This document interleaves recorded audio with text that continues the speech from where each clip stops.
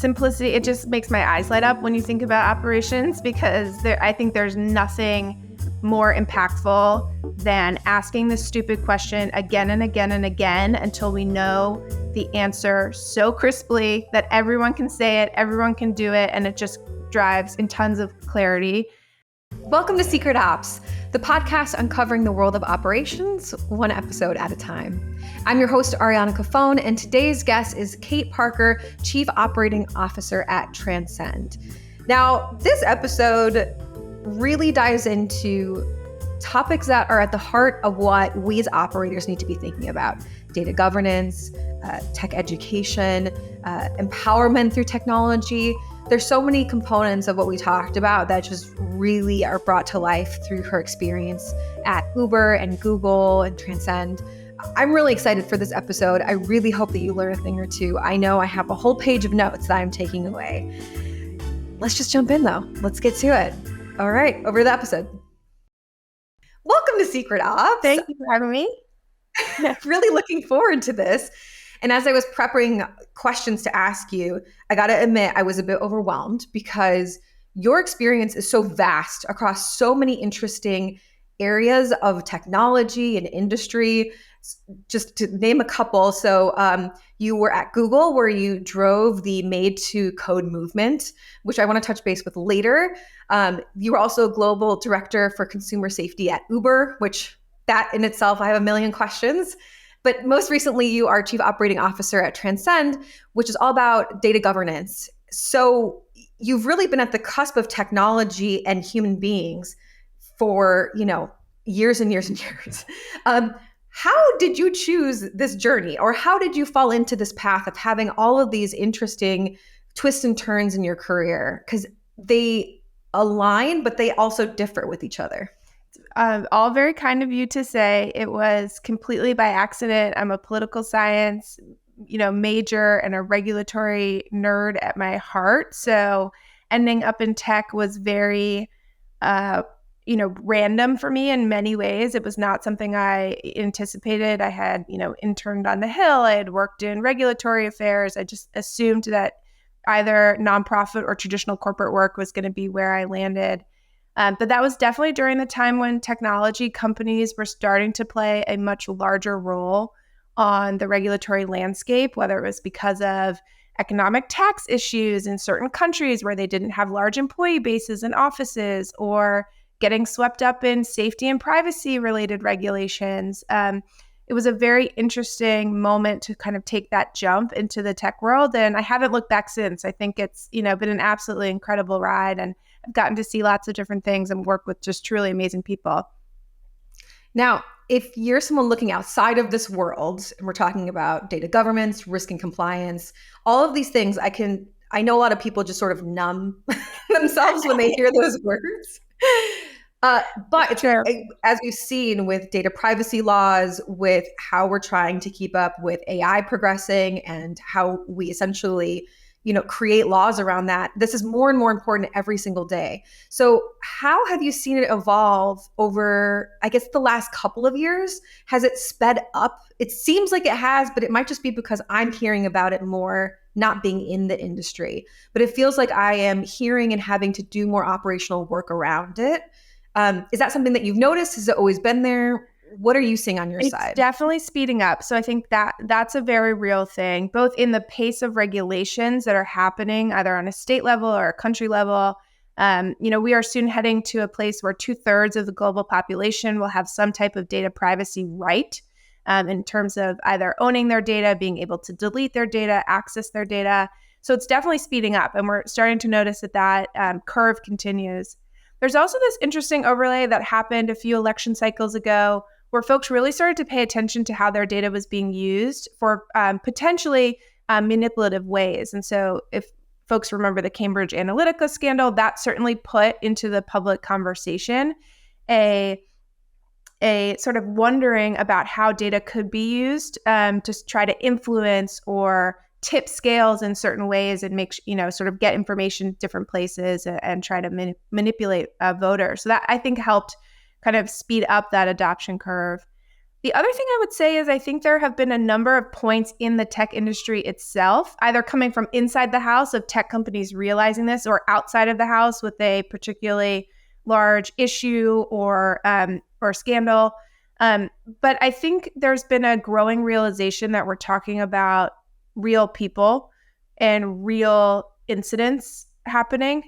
And at the end of the day, we're talking about human lives and how we make sure they're well protected, how we make sure that they're set up to succeed and enjoy all of the great bits of technology, of which there are so many. But I think there has been this combination function where you're seeing, okay, these are real humans, and we're talking about real issues that are happening on platforms, in apps, in tech companies. How do we make sure we're approaching that with the seriousness that it requires? And I do think that has changed pretty dramatically in the past 10 years. I can imagine that being really real during your time at Uber, because you're talking about digital safety, but also physical safety. How did that work? I guess deepen your knowledge, because I imagine a lot of us now are just sort of stepping into my home is connected, and I also need to figure out how my data privacy is working. So a lot of us are just entering that, but you were sort of ahead of that curve in the work that you were doing. How was that? I can imagine the challenges were honestly overwhelming, but that's from me coming from the outside. How is it being on the inside? I would say, listen, when it comes to Uber, there were so many incredible things about the company. I enjoyed my time there tremendously. The people I worked with, the leadership under Dara Khosrowshahi was incredible. We had just incredible people across so many aspects of the company. Certainly not without its warts, right? Very public, sort of reckoning on many different levels. I think what was very eye-opening for me and instructive for me was learning the bits of operational rigor in that context of fast-moving, incredibly high growth, incredibly global, and very, very well-used brand. That meant that we were, sort of interacting with people in their daily lives 2, 3, 4 times a day. As you're popping in and out of Ubers, you're interacting with the service, you're on the app, you're meeting drivers, you're getting food picked up. That level just felt like an absolute masterclass in learning and seeing how great operators work, how they get stuff done on an incredibly complex global scale. And it's training that I feel like I will take with me for life and apply to any future role that I'm in. It was definitely something that I feel helped to give so many people who worked there that type of experience. Yeah, absolutely. It's also, this is obviously, I'm passionate about this with Secret Ops as a podcast, but being an operator, it requires so much to do your job well. Not just being flexible, but being creative in how you approach solutions, being adaptable, being rigid when you need to. When did you realize, like, oh, I am an operator? Like, this is a big part of who I am. This is what I kind of see the lens through. Like, what was that light bulb clicking for you? I'll speak for myself. I didn't even know I was an operator until somebody said, hey, there's a job called the director of operations. I think this is the thing that you do. So it took somebody saying, hey, I think that you feel and you think in this lens for me to understand it. What was that light bulb moment on your side of things? I don't know if I've had that light bulb moment, to be honest, because I think I'm still clicking left into kind of this ongoing journey of just getting closer and closer to the core of the business. And so when I started my career, I started out in communications and public affairs, so regulatory briefings, working with members of Congress, press releases, key messages, like all of that stuff. And then I sort of looked over the fence and saw marketing and said, oh, that's, there, you get budget, you build stuff, you do creative, you're a little bit closer into the product development, so then I took that jump there. And then from that marketing angle, I looked over and I saw strategic initiatives and I thought, wow, that's cool. You can kind of fill the gaps between the product elements and how they're working. And so I took that jump there. Now currently in my role, I run everything from marketing across our go-to-market, our sales organization, legal, all of the back office, finance, people operations. So it's a pretty wide purview. But I don't know if I've ever had that light bulb moment of it being under the label of operations, but I think operations and operational skill is something that I've always been super passionate about. And I've seen people do it so well at all sorts of different perches, whether they have an operations title or not. Like I've seen comms people just be incredible operators. I've seen marketing folks be incredible operators. I've seen product people and even engineers be incredible operators. So I think for me, I view it more as a underlying skill set and passion area, and that you can kind of see when someone leans into that or might have other skills that they bring to the table. But I think that's been the evolution for me and how I've thought about that. I I couldn't agree more. And that's also, I think, the beauty of having that skill set is uh, you can change your life very quickly. Yeah. Whether it's deciding to go into a different industry, but using that skill set to leverage, a new skill set, or staying in the same industry, but maybe going from a region to global. Um, I'd love to talk about your approach in building operations because we both agreed about simplicity Yes. being the key behind beautiful, gorgeous ops. But of course, simplicity is the hardest thing to do. What is your approach to building simple, smart operations? And what are some tips that we can gain from all of the experience that you've had doing that? Yeah, I think simplicity, it just makes my eyes light up when you think about operations because I think there's nothing more impactful than asking the stupid question again and again and again until we know the answer so crisply that everyone can say it, everyone can do it, and it just drives in tons of clarity. Um, I'm also a firm believer that simplicity really powers the way for empowerment across teams. I think the more we can break things down, help kind of drive and squeeze out that chaos and that noise, it gives people this freedom to operate that doesn't feel as command and control as sometimes I think companies go towards, of like, I'm not going to make it simple, but I'm just going to tell you exactly what to do. So trying to like strip that out and being like, this is the goal. These are the parameters. This is the goal. Have fun, build your best work, bring the creativity back into it, like leave a little bit of room for the chaos, but strip out enough of that noise that you're allowing folks to do that. And I think it's just an incredible way of operating. It gives me a lot of passion.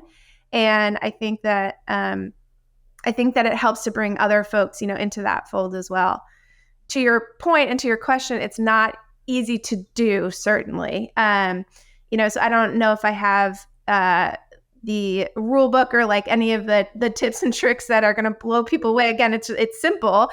But for me, it's in asking the most obvious, stupid question. I cannot stress the amount of times that I have felt, and on both sides, that I felt that I've been in the room and haven't asked the stupid question and then realized later that nobody knows the answer. And I was like, oh, I wish I just had that courage in that moment to be like, does the emperor have clothes in this moment? Like, have we asked that question? And so I've certainly been in the room and not done it. I've also been in the room and done it. And I've seen those moments where it sort of opens the conversation up for us to actually go back to first principles. What are we trying to solve? What do we know to be true? What are the guardrails? How are we trying to operate? And it drives kind of a deeper, sometimes uncomfortable conversation in that context, but it provides such clarity for the roadmap ahead.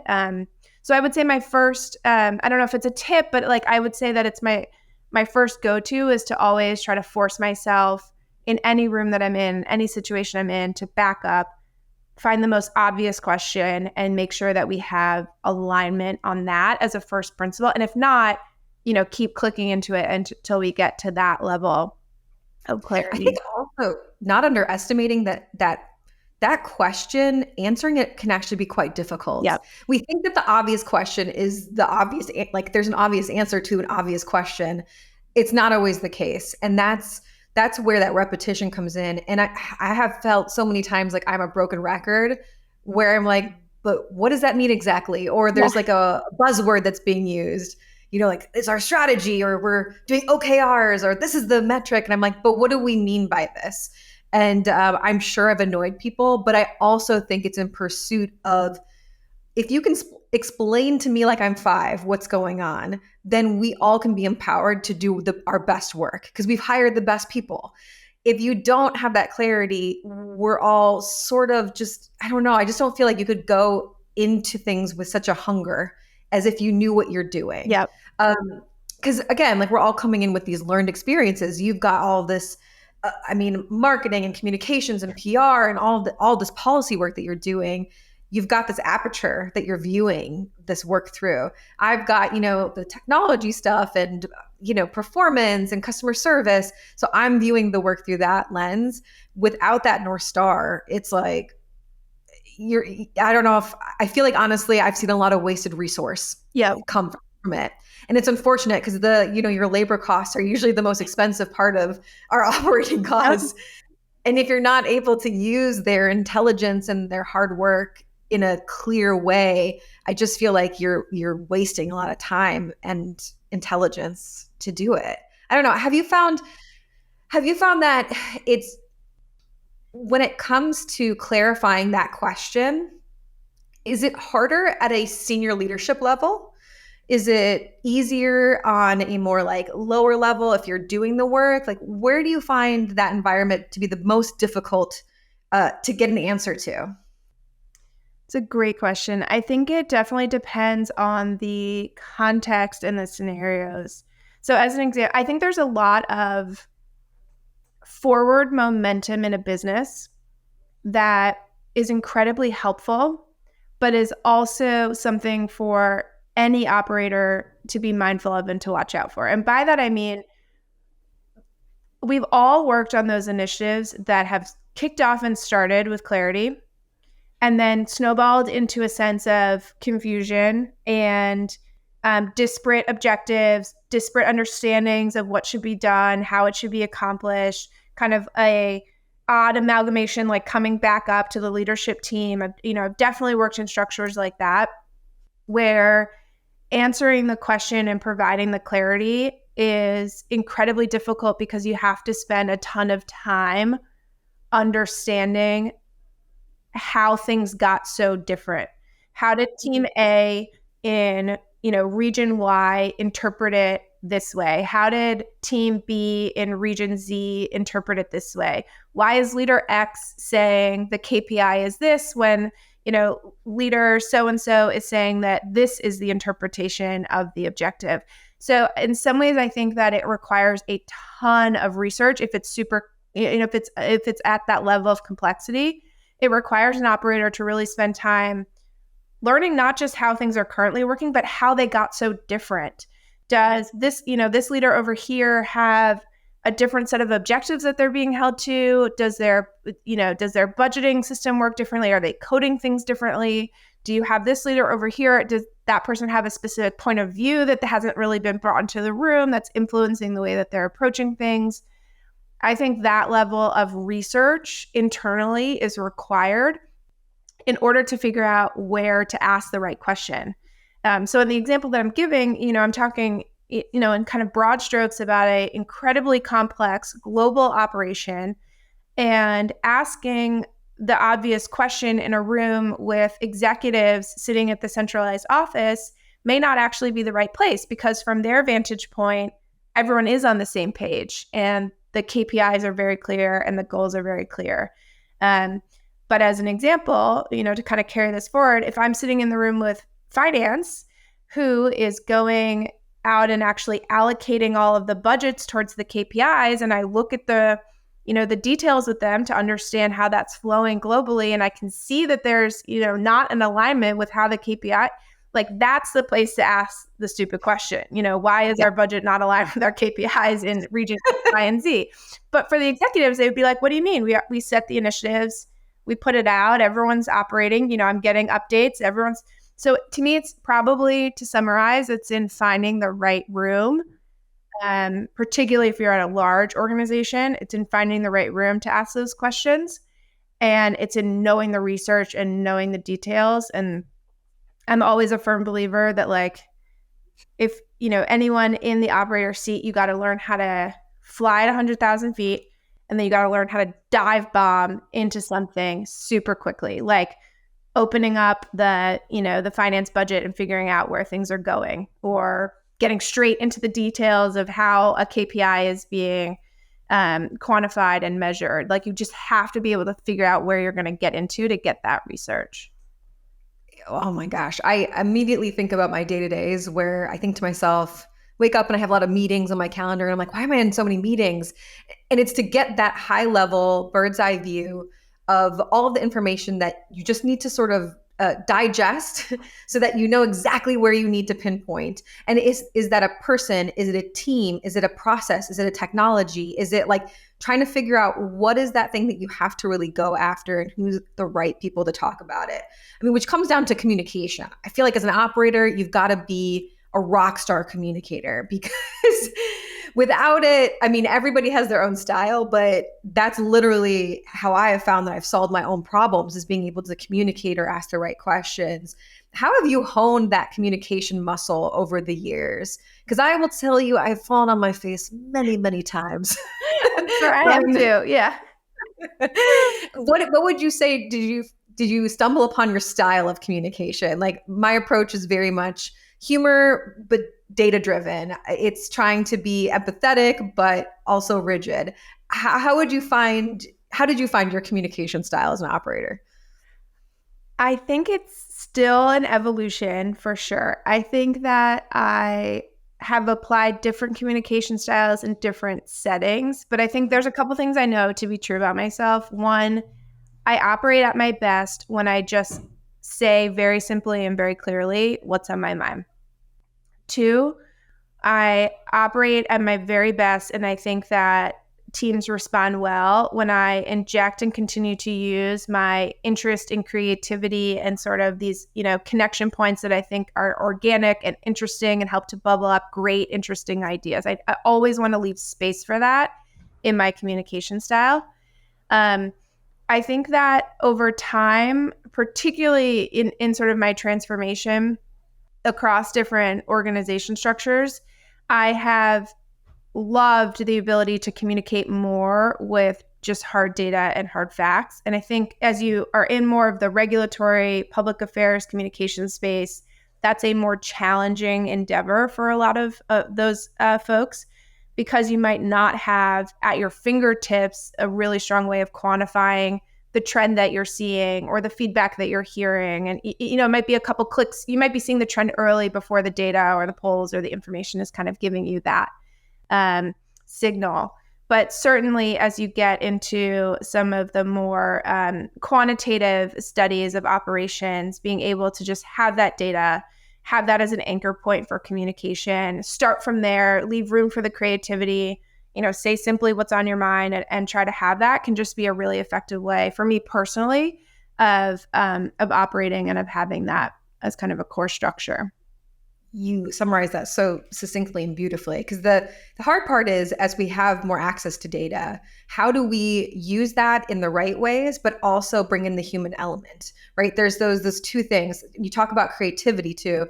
From the operators have to be insanely creative, but we do need to base the creativity on parameters where that might be processed for some people or platforms or technology or data. You have to have a sandbox to play in, and figuring out what that sandbox is really helpful, having those data points to be able to say, okay, here's the thing that's kind of weird going on. We've got to hone in on what's happening, and we've got to use all of our facets to be able to figure this out and get through this, which, I mean, it gets us into the world of Transcend and data governance and what you're doing today. What drew you to Transcend and operations? I mean, they're such a beautiful marriage of both worlds, but what would you say at this point in your career was the big draw? The big draw, hands down, was the founders. Ben and Mike are two folks, computer scientists by trade, dear friends who were looking at doing a personal study of their data to optimize their own performance. They were in college at the time. They were like, cool, let's get our Spotify listening apps. Let's figure out our calendars and what times our classes are and how, our data off of our fitness trackers and figure out our sleep optimization. Like, let's kind of hack the data of our lives. And then they ran straight into a brick wall because every company said, you don't have access to that data and we're not going to give it to you. And they thought to themselves, like, that's super odd. And it was right at the moment where Europe's GDPR, which is their big privacy regulation, was coming out into the fold. And they took one look at it and they said, companies are either going to build like a bunch of kind of legal oriented banners, like stuff that just kind of covers their you know what's, to just kind of create a little bit of patchwork. But these laws are just going to keep going until it gets to the actual data and it gets to governing the data for the users, like at a code layer. And their passion, their approach, their leadership styles were just so interesting to me. And I felt that taking the jump to work with them would not only be very fulfilling from a space, because I love these types of spaces. I love these like regulatory kind of tech spaces, but also just from a kind of a match perspective, I felt like they would be awesome leaders to work for. They're so technical, but they are so high on EQ, on empathy, on just kind of building a really awesome culture that I just really wanted to be a part of that. It felt like a really awesome jump to make. So that's what brought me there. And that's what kept me there for, almost 4 years. It's been almost 4 years. It's just crazy. Time flies. Yeah. When you're having fun with data governance. Yeah.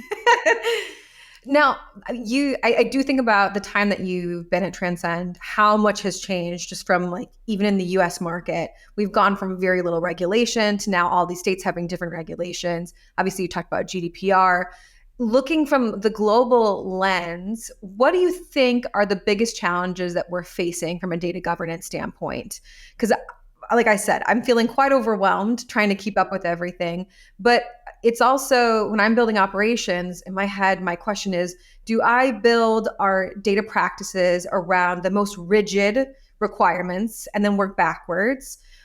Do I base it on where we're at and then we have to constantly adapt it? How would you recommend other operations people approaching this hurdle? Yeah. That might be changing literally every day, but I'm personally asking for my own days. How would you approach this? I love that question. You might remember I mentioned earlier that sometimes there's motion in business that can be helpful, and sometimes there's motion in business that can cause folks to kind of take a step back and say, okay, this is just motion for motion's sake. I think when it comes to data privacy, for most companies, what we are seeing is that they are undergoing right now a transformation away from the motions that they've put into place. So let me be specific on that. A lot of companies approach GDPR by saying, let's create a data practice. If we operate in Europe, or they waited until the first US law hit, so maybe California or another law, they said, let's take this first regulation that we have to comply with. Let's set up a structure internally to comply with that law. And then the motion has been for every law since then to just keep adding more process.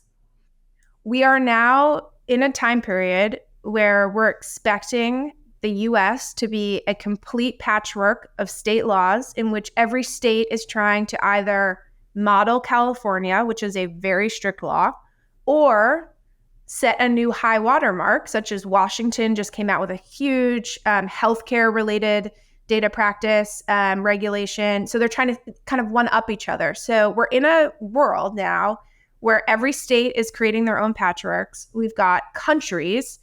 So obviously Europe continues to lead the front on the EU AI Act, which is now very much coming to fruition. We've got South Korea, there's Japan, we've got India. Like, from a global operation scale, there's just incredible complexity.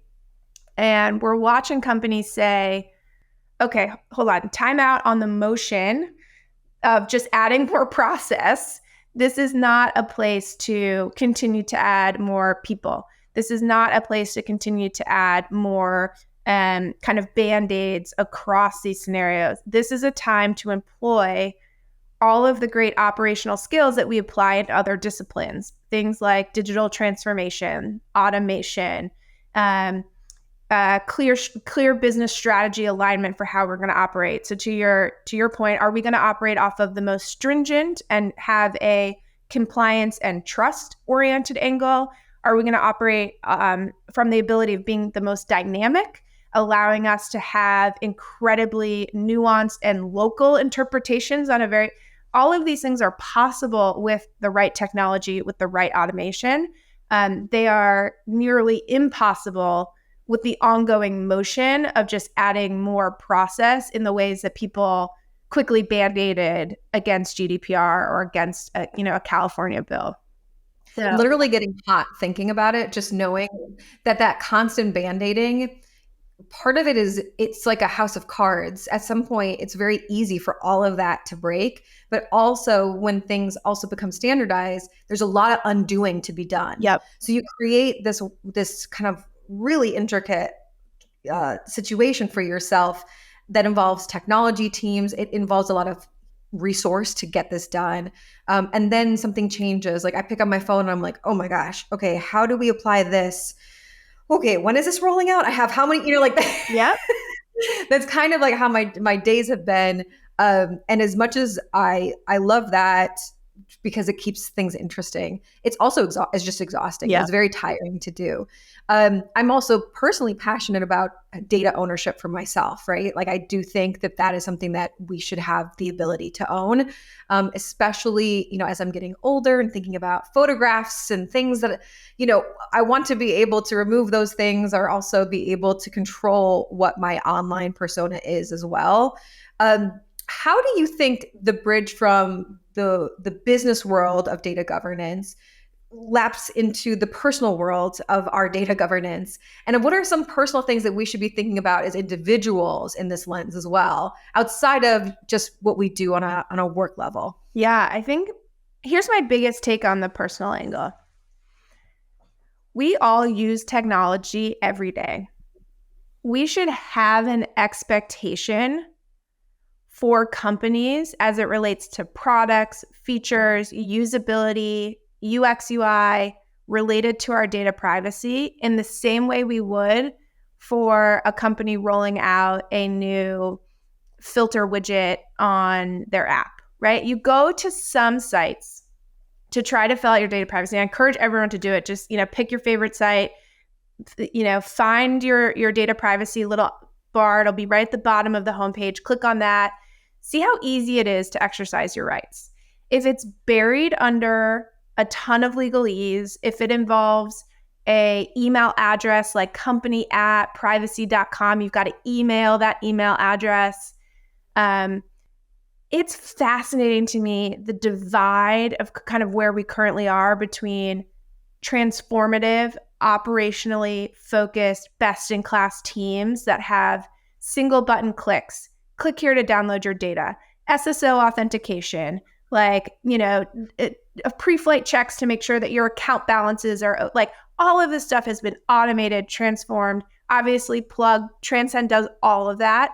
But watching those companies have that transformation angle is so powerful. And then when we look at other companies that have great tech, great products, things that people love, but their data privacy practices are legacy, are manual, are outdated. As consumers, the thing that I get super passionate about is we should just continue to raise our bar and our expectations. That gulf, we shouldn't be okay with. And I think it's interesting to watch a lot of these companies transform, but there needs to be more of them. And I think that to me, that's just, such a clear, easy thing. And it kind of harkens back to the way our founders just went in search of their data and were stonewalled. Now they're not stonewalled. Now they have the rights and the regulations, particularly living in California. We can get access to all of our data. Many other states now can too.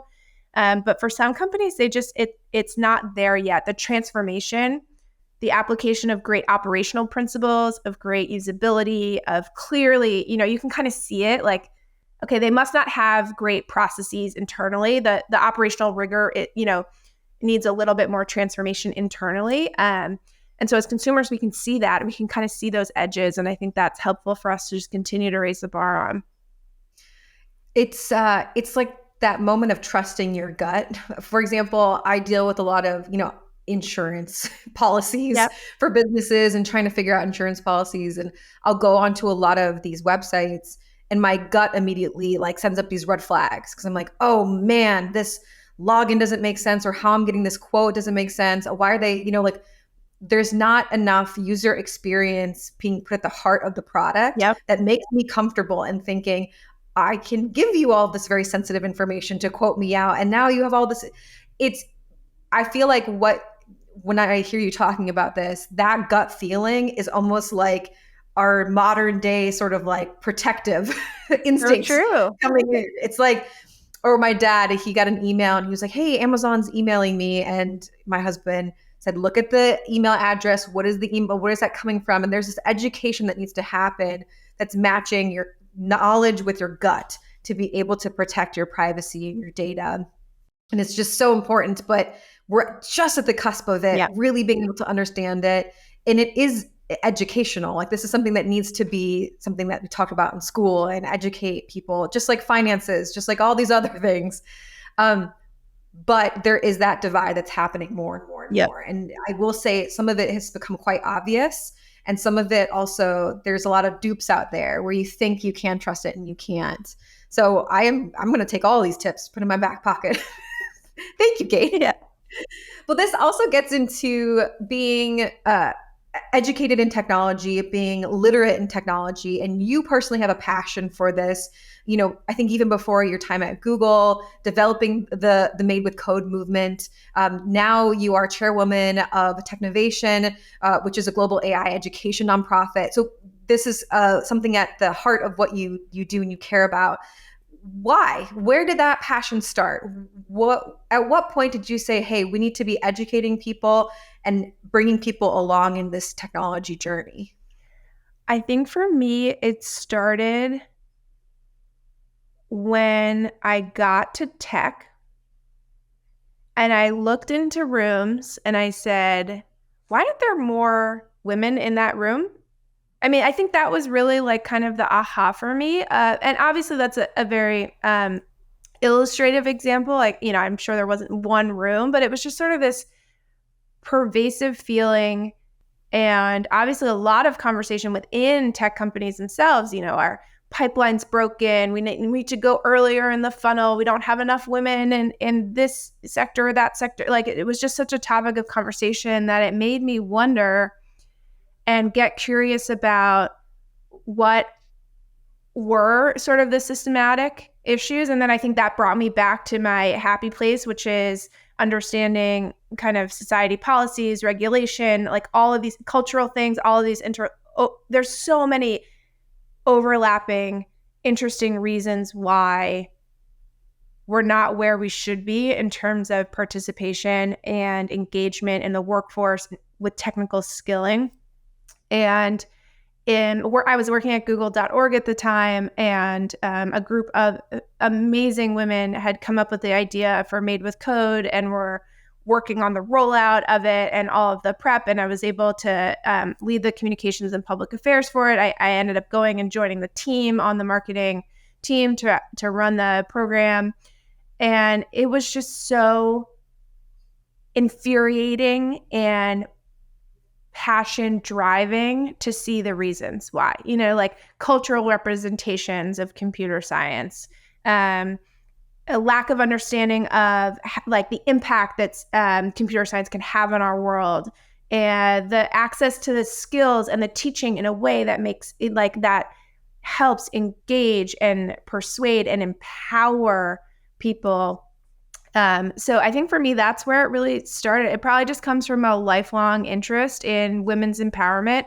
I never would have guessed that it would have lended me to advocating for tech. I'm not a computer scientist by trade, but I think if you had asked me 20 years ago, I would say, there's no way I could have ever been. And now I'm like, I'm not a computer scientist because I didn't study computer scientist. Like that's the only answer now, whereas I wouldn't have said that 20 years ago. And I want more people to have that aha moment. You're not technical because you haven't studied it. You know what I mean? Like you're not technical because you haven't found the right program to get you interested, engaged, to, you know, help highlight. That is it. There's nothing else, you know, there's no deeper secret behind that. And I think that busting those myths, breaking those barriers, and it's just amazing. Like working with Technovation, as you mentioned, they're a global AI computer science nonprofit. They take young women and they run them through a challenge. It's the only global challenge in the world. And they say one simple thing. They say, pick an issue in your community and build an app to solve it. And then they give you all of the tools, all of the mentorship, all of the training, but it's pick an issue you care about and build an app to solve it. And watching these young women have these light bulb moments and these incredible ideas. I mean, these apps many of them are in the App Store now. More of them need to be in the App Store. A lot of these young women have gone on to start their own companies, to join tech companies.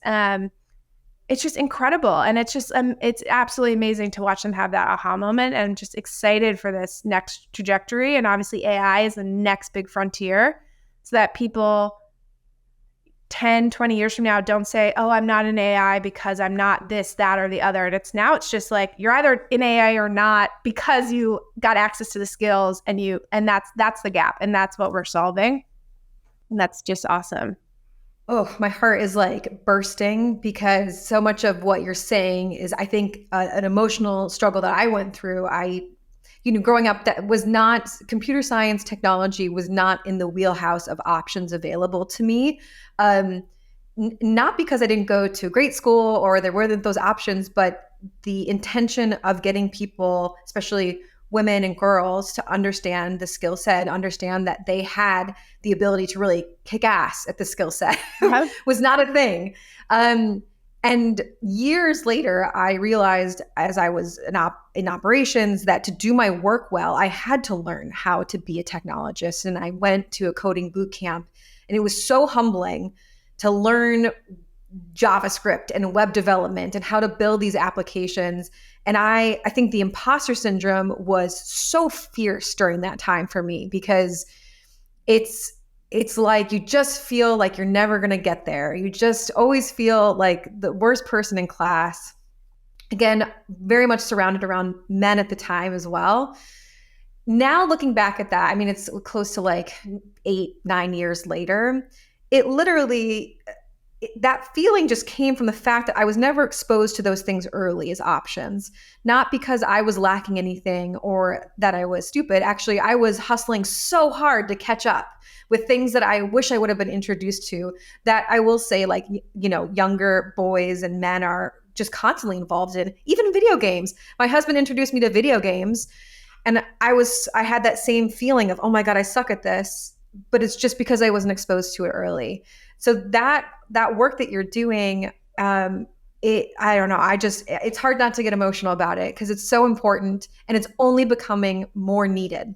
And that's not just for young humans, but also older humans, to humans of all ages, because I will say, even with AI, I'm barely keeping up here. Like I am barely holding tight, and I have all this knowledge and education. So we need to make sure that we're bringing people along while all this technology is advancing. Otherwise, that divide, like we talked about earlier, is just going to get wider and wider. So I'm just going to say, personally, on a personal level, I really appreciate the work that you're doing, and making this a priority because it really matters.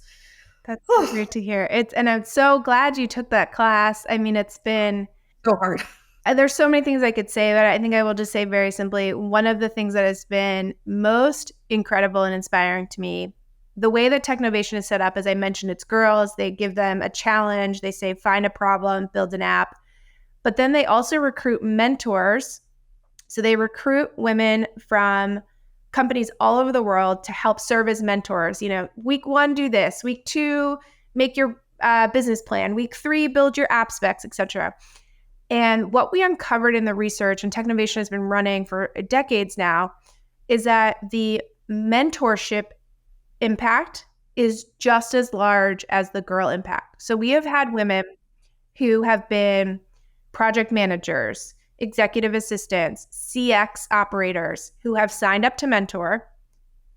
Through the process of mentoring young women, they have realized there is nothing holding them back from having a more technical, higher paying job. And then they have made the jumps and the leaps. So we've had project managers go to product managers. We've had CX operators go into coding boot camps and emerge as CX people. And so watching it even have that impact from the mentors of just saying, I'm now helping young women through it. And hey, guess what? It's not that intimidating. I can totally catch up. I just haven't been exposed to it. And I should go get that higher paying job and have a bigger impact, on my technology company, or in what I'm curious about, people launching businesses. So it's so great to hear that you've had that experience. And it's also not surprising to me, because I think if we can just get more of that out, and that's really what we're seeking to do, we will have more great companies founded by women, needing great operators. And I think it will just be an awesome cycle. Yeah, we're never done. We have to keep going. And that mentor-mentee relationship, you think the mentor is going to teach everything to the mentee, and usually it's equal. Yep. You learn as much, if not more. And that's also the refreshing part, is just being able to bridge generational gaps, knowledge gaps. I mean, there's really nothing better and inspiring and exciting. Kate, this has been just such a joy. I am so grateful for your time and your knowledge and just sharing your experience. I'm taking so many pro tips away with me today. But before we go, we do need to learn about you as a human being, in addition to all of the work that you've done. So I've got some rapid fire questions to throw your way. So I'm going to shoot them to you, and you just give me your first answer off the top of your head. First question is, what is your favorite part of the day? My favorite part of the day is definitely the evening time. I'm a night owl. Putting the kids to bed, catching up with my husband. Everything's kind of calming down, taking stock of how the day went. That would be my answer. What is something that makes you little kid happy? Oh my gosh, so many things. The library, books, Pez candy, new movies, popcorn. Like, there's a lot. I got little kid happy a lot. Got that library smell. Yeah, love library. Oh, it's so good. What is the best purchase that you've made under $50? Under $50. That is a great question. Such toughie. This is the hardest one for all guests. Yeah, I bought a deck of cards that has different lenses. I wouldn't go so far as come motivational statements, but just sort of different perspectives, kind of different quotes. I take one and draw. I've gotten into the habit now of drawing one daily and just kind of reflecting on it. I'm looking at them, right now. I think that's a big one, and they were under $50. So love it. What is your favorite quote? Oh, I have a lot of favorite quotes. Okay, so here's the one that just comes into my mind. If you go big, people will wish you had gone home, is one of my all-time favorite quotes. Do you want me to take up space? So I love that. It's just such a good reminder. Oh my God, that's hysterical. That's really, really good. Sorry, I'm distracted. That was so good. I'm distracted. If you were to go back to your younger self, just starting out in their career, what is something that you would tell them to help guide them through the journey? I would have told myself, less people have it figured out than you think. I spent a lot of time in my early career assuming that everybody knew exactly, there was some secret to business. I remember that so distinctly when I got to Google. I just assumed that everybody had it figured out, that these were the smartest people in the world. And I wish I had told myself, that's, just double check that, because there's room for you. There's room for your creativity and your inspiration and the things that you're bringing to the table and the stupid questions, going back to what we were talking about at the beginning. There's room for that. And I think if I had had that unlock a little bit earlier, that would have been fun. Last question, which is, what do you want to be when you grow up? I feel grown up now, so but I love the question, because I think that I work really hard to instill in myself and in my kids a lifelong love of learning. So I hope as I grow up, I continue that. I have all sorts of skills and hobbies that are not skills that I wish were skills. And I hope that I just continue on that path. So I'm continually learning new things. I want to be that old person who's just had a lot of lives. I think that would be really fun. Yeah, me too. That sounds like a good plan. Yeah. We'll touch base in a couple decades. Exactly. And see how last but not least, people are listening to your wisdom and your experiences. They want to know more about your journey and keep up with all the things that you're doing. Where can people find you? The best place is on LinkedIn. I love to connect with people, hear what folks are up to, what they're working on, what project. I just get so much inspiration. I know it's LinkedIn has kind of like a weird brand image sometimes, but I just love I love seeing the corporate side of people sometimes, like the projects they're launching, what they're passionate about, and making those connections. So that's a great place to find me. Great. We'll also link in the description so that people can find you easy with the click of a button. Kate, such a joy. Again, thank you so much for your time. Appreciate it so much. Secret Ops listeners, thank you again for tuning in. Remember, you can find us wherever you find your podcasts. We're also on YouTube as well. And we will see you next time. Bye.